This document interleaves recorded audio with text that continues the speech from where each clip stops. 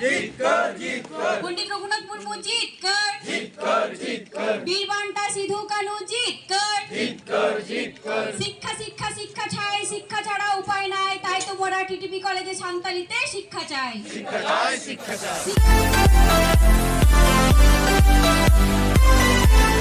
এই টিটিপি কলেজে একটা ডেপুটেশন রেখেছিলাম যাতে এই শিক্ষাবর্ষে 2024 শিক্ষাবর্ষে স্নাতক স্তরে সাঁওতালি ভাষা এবং অলচিকি হরফে যেন লেখাপড়াটা শুরু করা যায়।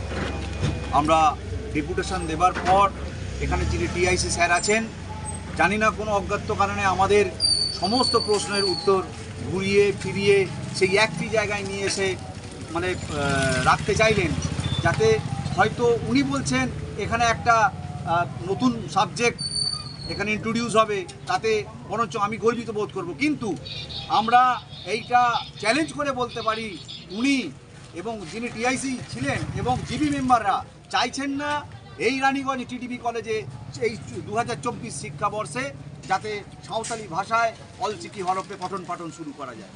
আমরা সেদিনই কিন্তু বলেছিলাম যে আপনি আমাদের সমস্ত প্রশ্নের কোনো উত্তর দিতে পারলেন না, কিন্তু আমাদের কাছে বিশেষ সূত্র খবর আছে উচ্চশিক্ষা দপ্তর থেকে শুরু করে এখানের কেএনইউ ইউনিভার্সিটি রেজিস্ট্রার থেকে শুরু করে বা যে এখানে যখন আপনার টিচার রিক্রুটমেন্ট একটা প্রসেস চলেছিল, সেই প্রসেসে যদি 3টে টিচার যারা নতুন করে যারা রিক্রুটমেন্টের ব্যাপারে নিয়ে আসা হয়েছিল সেই ব্যাপারটাও আমাদের কাছে জানা আছে। কিন্তু কোনো এক অদৃশ্য শক্তি বলে এখানকার টিআইসি বা জিবি মেম্বাররা চাইছেন না যে আমাদের টিটিপি কলেজে এই 2024 শিক্ষাবর্ষে সাঁওতালি ভাষায় অলচিকি হরফে পঠন পাঠন শুরু হোক। আমাদের কাছে সূত্রের মারফত খবর আছে যে আমাদের ডেপুটেশন দেবার পর বারবার এনাদের চিঠি চাপাটি করা হয়েছে, মেল করা হয়েছে, কিন্তু এনারা কোনো সদুত্তর দেননি।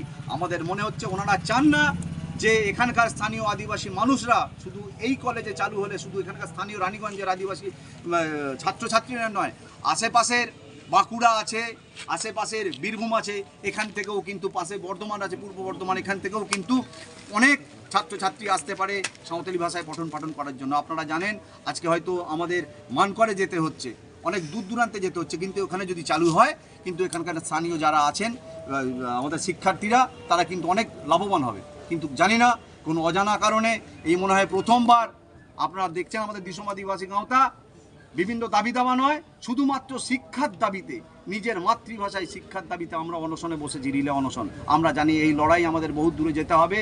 যারা আমাদের গোল গোল ঘুরিয়ে ঘুরিয়ে কথা বলছেন, রাজ্য সরকারের কাছে আপনাদের মারফতে, মিডিয়ার মারফতে আমাদের অনুরোধ রইল, আপনারা উপর মহল থেকে বারবার প্রেসার করার পরেও কোনো এক অজানা কারণে এরা কিন্তু আমাদের মাতৃভাষায় পঠন পাঠন চালু করতে চাইছেন না। আপনারা সঠিক পদক্ষেপ নিন।